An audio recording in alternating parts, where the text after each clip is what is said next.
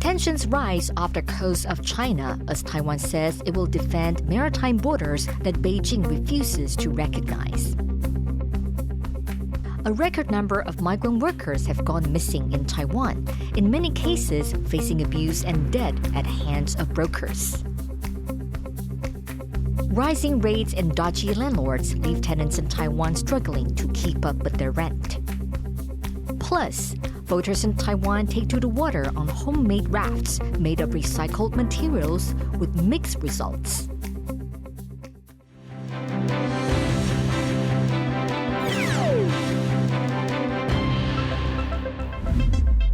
A warm welcome to TaiwanPlus News. I'm Betty Chen. China has dispatched 4 Coast Guard vessels into the area around Taiwan's Kinmen Islands. The ships didn't enter Taiwan's territorial waters, but it comes as tensions rise between Taipei and Beijing after 2 Chinese fishermen died in waters off the islands. Rick Glauert brings us this report. The waters may be calm, but it's an uneasy time for fishermen on this small group of islands just kilometers from the Chinese coast. After the death of 2 Chinese nationals in these waters, Beijing says it will be sending its Coast Guard into this area and enforcing its maritime law. It's pushed the Kinmen Islands into the centre of an escalating crisis between Taipei and Beijing, which claims the islands and the rest of Taiwan as its sovereign territory. 在这个时间点上，自己出海要注意安全，尽量不要去越界。 跟这个大陆渔船接触，我们也没有办法，因为这个是政府跟政府之间的问题呀。 The 2 Chinese fishermen drowned after their speedboat capsized as Taiwanese Coast Guard chased them out of Taiwan's waters. 2 other Chinese nationals and their boat are still in Taiwan custody. 海峡两岸同属一个中国，台湾是中国领土不可分割的一部分，根本不存在所谓禁止、限制水域一说。台方应尽快放船放人，做好善后工作。 Taiwan has reiterated that it is not subordinate to Beijing and remains steadfast on protecting its maritime borders. The government agency dealing with China said, "Our authorities will expel or detain vessels crossing our border in accordance with the law." This has been the case in the past and will continue to enforce the law in the future. This latest spat is not an isolated incident. China has been increasingly pushing its claims over Taiwan, sending military boats and planes to intimidate the self-ruled island nation. And cross-strait ties have recently soured further. Last month, Taiwan elected into office Lai Ching-te, a man that strongly rejects China's claims and says Taiwan is already an independent nation. Beijing labels him a dangerous separatist. The PRC is not happy with Lai Ching-te's election, and I think they're trying to put pressure on Taipei right now to see if they can get any concessions or if they can force Lai into making a mistake. The possibility of war between China and Taiwan hangs heavy over the strait, nowhere more so than here, on the islands of Kinmen. Fears are mounting that a mistake in this particularly sensitive area could be what sparks that conflict. Rick Glauert has been following this developing story today. He joins us live from Taipei. Rick, how likely is it that the situation will escalate?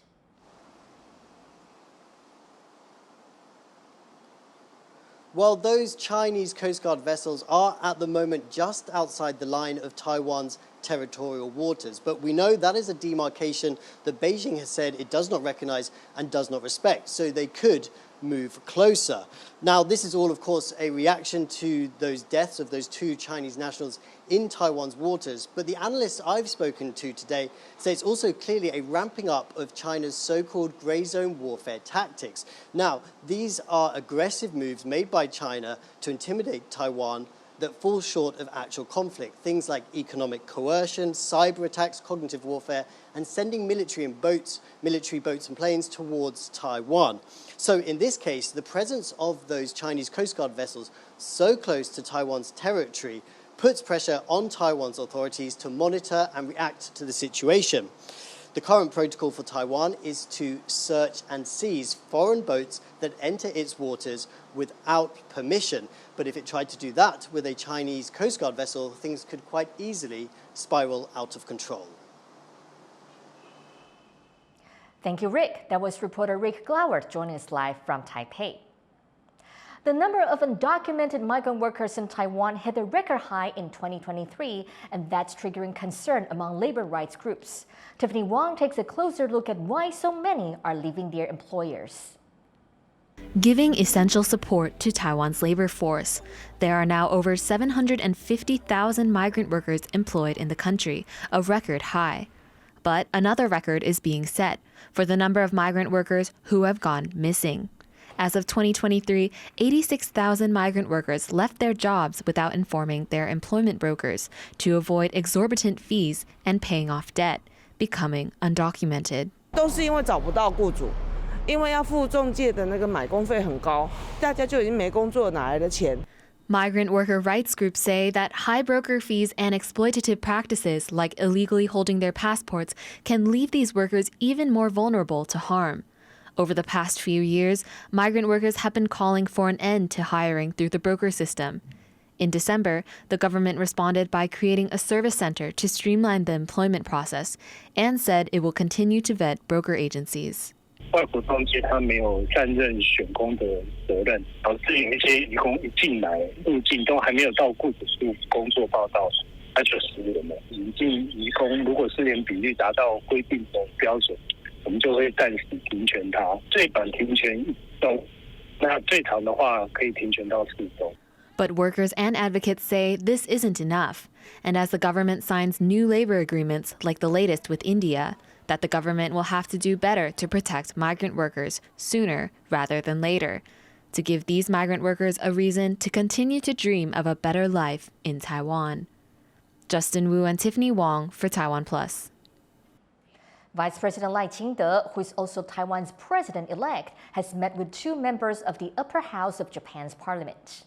The two congratulated Lai on his election win last month. They also thanked Taiwan for its aid following the earthquake that struck Japan's Noto Peninsula at the start of the year.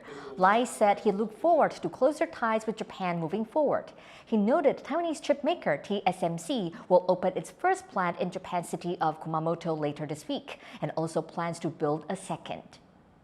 台积电在熊本的投资，现在也决定要兴建2厂。那我相信，对台湾跟日本未来的产业合作，共同面对智慧的新时代，一定有重大的意义。The government says Taiwan is not facing a medicine shortage. New suppliers were being sought for 4 types of medicines last week, including for a cancer treatment and drugs against viral and fungal infections. It sparked concerns among local pharmacists over possible drug shortages. But Taiwan's Food and Drug Administration says there is an adequate supply and a search for new suppliers is simply a precaution. New government data shows Taiwan's landlords are raising rents to new highs. John Venturez looks at why the hikes are unlikely to stop soon. 20 square meters with a bedroom and bathroom, all for just $200 a month. It's such a steal that Ms. Jiang, a new member of Taiwan's workforce, commutes 3 hours a day rather than move. 房租的价格是一直不断在上升，然后变成我们其实如果想要去住靠近工作地点的房子，其实蛮困难，算是蛮困难的一件事情。这样，所以就是短时间内可能暂时不会考虑搬家，还是会选择通勤的方式。Data backs up what many renters across Taiwan, people like Ms. Jiang, suspect. Since August, the average cost of rent has increased over 2% every month year on year. The rent index gathered by the Government Statistics Office is now at a record high. Real estate market analysts say the rise in rents isn't a coincidence. 目前看起来呢，租金上扬应该会持续高居2%以上了，因为未来的持有税只会增加，不会减少。再加上说，今年因为经济展望比较好的关系，央行的降息几率比较低，所以呢，房东的资金成本也降不下来。Buying is out of reach for many. Taiwan has some of the world's highest real estate prices relative to wages. In Taipei, an apartment costs almost as much as it would in New York or London, meaning when landlords hike rents, tenants have to grin and bear it.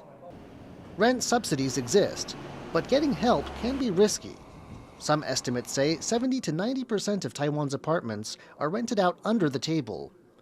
Applying for a subsidy would expose these untaxed landlords and put renters at risk of retribution. Housing rights advocates say this black market should be the government's first target in tackling rent prices. 这个部分对房客来讲，无论是租金补贴或者是租金扣抵所得税，这个部分会变成是一个看得到吃不到的一个政策。But this black market is both long-standing and entrenched, meaning that without political will for change, the burdens renters face will only grow heavier. Alex Chen and John Van Trieste for TaiwanPlus. Coming up, the ban is back. Taiwan reinstates a ban on tour groups visiting China. Stay tuned.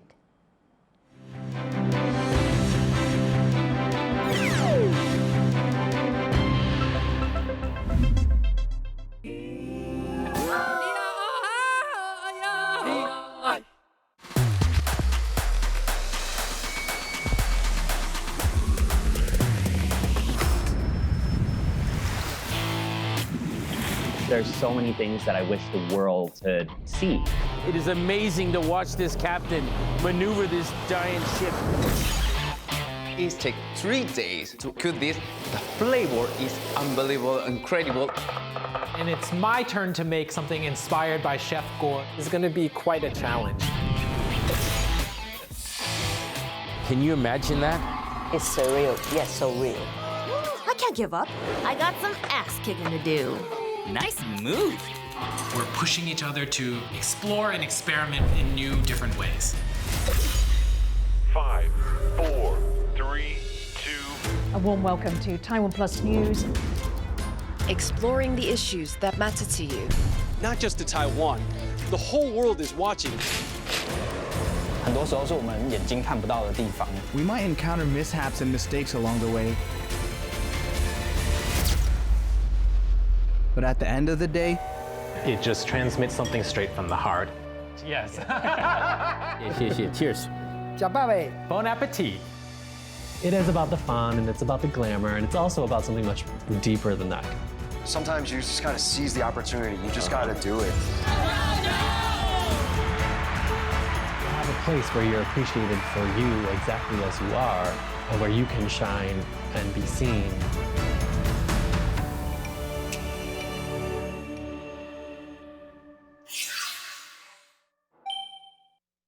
For more stories from Taiwan and around the world, download the TaiwanPlus app.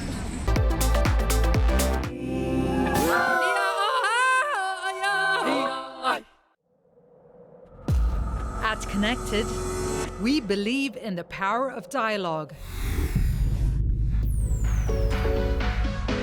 Taipei 101 station. It's not just about the headlines, it's about finding common ground. Join the conversation. Connected with Divya Gopalan on TaiwanPlus. Start your weekend with a cup of coffee and a moment to reflect on what happened this week. Hello and welcome. We've got you covered, from defense and politics to high tech and the arts. Not just to Taiwan, the whole world is watching.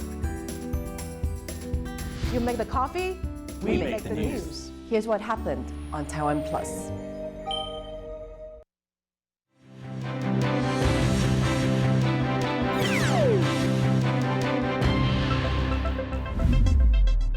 Welcome back. You're watching TaiwanPlus News. China is off limits to Taiwanese tour groups once again. Reese airs reports on the government's decision that's ruffling a few feathers in the tourism industry. No more group tours to China again. That's the order from Taiwan's Tourism Administration, going back on previous plans to permanently restart group tour programs to China from March. It's a decision that has left tour operators in Taiwan feeling sour. 台商也可以过去，自由行也可以过去，宗教交流可，这是我旅行社不能社团。我旅行社是踩到你观光署什么东西？你观光署是旅行社的大家长，你要带头，而不是说啊你们不行。Taiwan's ban on tour groups to China first started during the COVID-19 pandemic and is scheduled to remain in place until March 1st this year, with tour companies taking bookings for March onwards. But a recent announcement from the Tourism Administration said that ban will come back into effect in June, leaving tour companies to deal with cancellations and lost deposits for any tours scheduled from June 1st onwards. But Taiwan's Tourism Administration says it's protecting national interests, and that China's recent change to a commercial flight path known as M503 is to blame. 主要是还是安全管理的问题，M503，它确实在这个旅游安全上面，确实我们觉得是有疑虑。China edged that flight path 6 nautical miles closer to Taiwan at the beginning of the year, a move Taipei says is a deliberate attempt to change the status quo. But academics worry that this tit-for-tat could result in a missed opportunity for improving cross-strait relations. 观光的这个产业角度来看的话，我们还是建议就是采取这个观光先行这样的概念来做一个破冰。Tour operators argue the ban is illegal and have threatened to protest on May 20th, Inauguration Day for President-elect Lai Ching-te. But unless the Tourism Administration changes its tune, operators will have to make do without one of their most lucrative sources of business. James Lin and Says for TaiwanPlus. Foreign direct investment into China has fallen to its lowest level since the early 90s. Inbound FDI in 2023 totaled $33 billion, an 82% drop from the year before. Analysts say geopolitical tensions and rising interest rates in foreign companies' home countries are the key reasons for their exit. The decline in FDI also comes as China faces increasing economic and demographic challenges and as its government becomes more inward-looking. For more on the outflow of FDI from China, our reporter Jeremy Olivier spoke with Anne Stevenson-Young, co-founder of J Capital Research. Foreign direct investment fell precipitously into China last year, and it's now lower than at any point since 1993. What would you say is causing this trend, and should we expect to see more FDI leaving China in the near future? I think that you're seeing companies, direct foreign investors, be concerned with the risk associated with their capital. It's not like they're all just going home. They're spreading their capital into other countries as well. Mexico became the largest exporter to the U.S. just last month, or last year, I guess, displacing China. That was kind of a big shift. A lot of the exports, of course, are from Chinese companies that are based in Mexico, but it just means that it's not like there's going to be a new China that's sort of, the massive manufacturing base for the world, but it means that people are splitting up their risk. What would a continued exodus of foreign investment mean for China? Well, I think that the key is that China still needs foreign technology as well as capital, and that is going to be difficult to access. So it means less employment for the more highly educated set within China. It means a weakening in the key cities, which will of course concern the leadership politically, and it means a general impoverishment. And so then what would the impact be on the source countries of this investment? You really can't replace China in terms of scale. So when it comes to an aluminum manufacturer or a polyethylene cracker or something like that, then you really have to use China, which has provided land and cheap capital and cheap manufacturing facilities, construction and so forth. That was J Capital Research co-founder Anne Stevenson-Young speaking with Jeremy Olivier. A Tibetan human rights organization based in India has accused China of spying on Tibet's exiled diaspora. In a new report, the Tibetan Center for Human Rights and Democracy outlined increased cases of espionage on Tibetans living abroad. Tibet's parliament in exile says China has repeatedly hacked computers and emails to gather and distribute personal data. Many of the times our computers are being hacked. Whenever we do any kind of activity, the people who are taking charge of those core groups. All our emails were hacked, but they will find nothing because whatever we say, you will find in the computer. We don't have anything to hide. At least 26 people have been killed in an outbreak of tribal violence in the northern highlands of Papua New Guinea. Local police say the men were shot dead in an ambush in Enga province during a conflict between the two tribes. The massacre is a major escalation in tribal fighting in the region, which was put into lockdown for several months last year over other deadly conflicts. Thailand's jailed former Prime Minister Thaksin Shinawatra has been released on parole.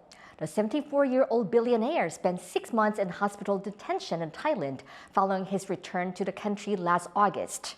That was after over 15 years of self-imposed exile. Thaksin was jailed for 8 years on corruption charges, but his sentence was reduced to 1 year earlier this week.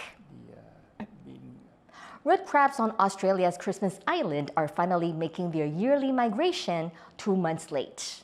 There are over 100 million of the crabs on the island, and every year they go to the sea to mate. But this year, their migration was delayed by dry weather, marking the latest ever that the crabs have made the migration, officials say. The last 6 to 9 months of 2023 was exceptionally dry.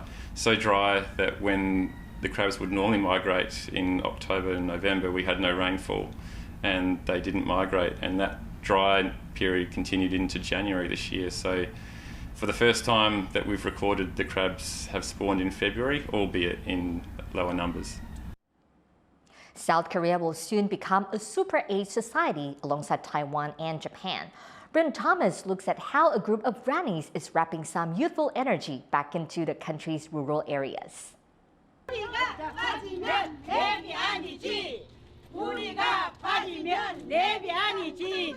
The G in this unit stands for Granny. Suni and the Seven Princesses are an octogenarian rap group from the mean streets of Chilgok, South Korea. 입으면 좋지. 그래 좀 젊어지는 거 없고 그자 늙었긴 늙어도 마음이 즐겁고 좋아 그래. And bling isn't the only affectation the group shares with mainstream hip-hop. Like many rappers, the Princesses' work forces audiences to confront some of the social issues affecting their society. In particular, South Korea's aging population and the emptying out of its rural communities. 요즘은 너무 파이다야. 그때 하면 그땐 진짜 사람 사는 거 냈는데 요새는 파이다. 여기 와도 사람 없는데 뭐 인지 해관이 있다 민년 안 가면 비요. 우리 없으면 후시에 들어올 사람이 없는데 뭐. South Korea is set to join the list of super age societies alongside Taiwan and Japan early next year, when a fifth of its population will be aged 65 and above. The effects of a demographic shift are felt hard in places like Chilgok County. Like many of the country's rural areas, most young people have left, seeking opportunities in big cities, and fewer of them are having children. As such, the Princesses' lyrics focus on the humdrum daily lives of those left behind in the country's increasingly vacant villages. 고추밭에 고추 따고 오이밭에 오이 따고 가지밭에 가지 따고 호박밭에 호박 따고 수박밭에 수박 따고 집에 오니까 너무너무 행복해요. 요즘 내 빼가지고 신나지 뭐. 우리끼리 모여가지고 해가는 가가지고 치매도 없어졌어. 건강해지기도 했고 이 돈 넣어 저 돈 넣어 바쁘기도 바쁘고 엄청 우리 잘 지내고 있어요.